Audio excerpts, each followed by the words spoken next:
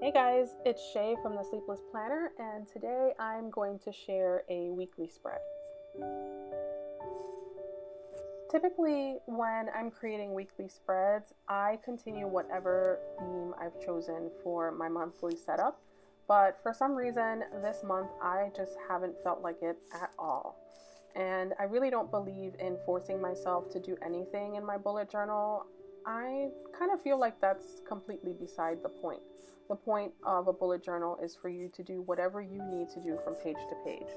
So, in the spirit of not forcing myself to create a weekly that I just don't feel it, like I'm not feeling it, guys, I just decided to create a very basic weekly page for my appointments and my things to do per day and my weekly tracker, and then use the next page for some drawing practice. I've really been interested in practicing how to draw faces and features and practice, getting skin complexions the way that I would like them to be, which, spoiler alert, the end result skin wise is not what I would like it to be. But we're working toward progress. And I do believe that I am making progress. I can pretty much guarantee you that I'm making progress. But it's slow going, and that's okay because I'm learning with each and every sketch that I complete. And it's worth it for me in terms of how peaceful I feel when I'm sketching, as well as knowing that I'm taking this time out for myself to practice self-care, which is something that's really important to me as well.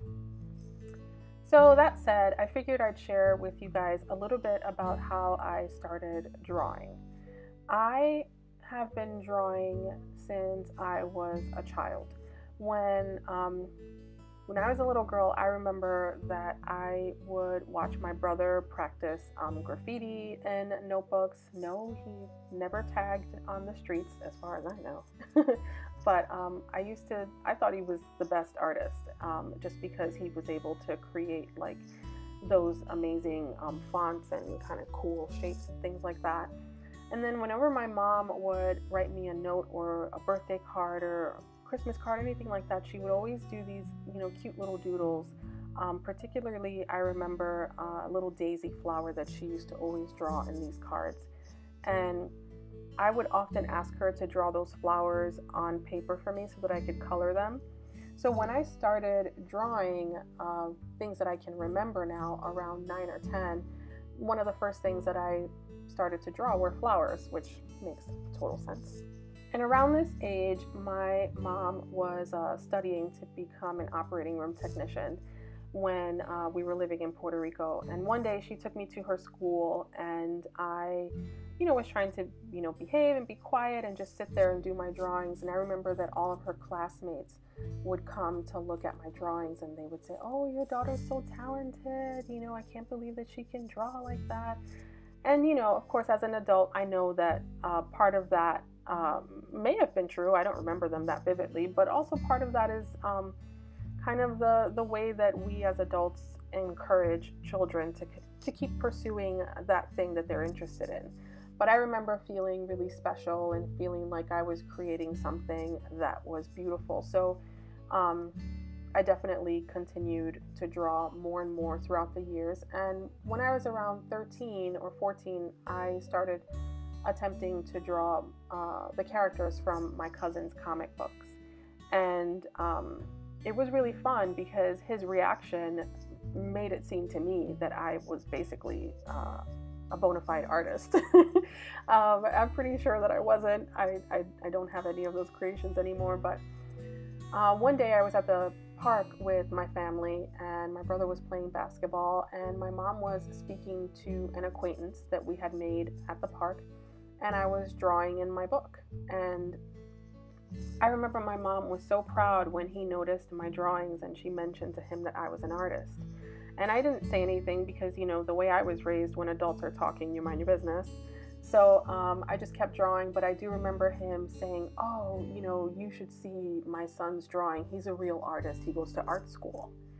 And I felt really deflated I wish the truth of the story were that I didn't hear him or that I heard him and it didn't bother me and it didn't affect me. But, I was only 13. And, when you're that age, at least in my experience back in the 90s, you think adults know things. And so if he knew that I wasn't a real artist, then I must not have been. And I don't recall, making a big fuss about it, crying about it, or anything like that. But I do recall that you know, my interest started to dwindle until eventually I just wasn't sketching or drawing anything at all. And so, all the way into my adult life. And when I started working in retail and I had to start planning, slowly but surely I started doodling in my planner just to occupy blank space for my days off. I hate the sight of a calendar with blank spaces. And so I slowly started doodling this way. Now, fast forward to 2 years ago. I'm a stay at home mom of a 2-year-old and a newborn, and my brain just can't even. With all the things to do and all of the feelings, and just so much conversation happening in my brain that was crowding it from being able to be kind to myself and appreciate myself as a person, let alone as a mom. And I encountered this bullet journal system and I immediately took to it. And one of the things that I did in the very beginning was take part in a doodle drawing challenge, one of those monthly challenges. And I can honestly say that it was that challenge that got me right back on the bike, or maybe not the bike, maybe it's the horse that you have to get back on when you fall off. That's right. So I'm super grateful for that first challenge that I started and for every challenge that I participated in thereafter, and all of the people that I encountered in those challenges, all of the artists that inspired me and encouraged me and helped me to feel that I was capable of picking up where I left off and growing from that point on. So you see, this story is actually not a sad story. It has a very happy ending.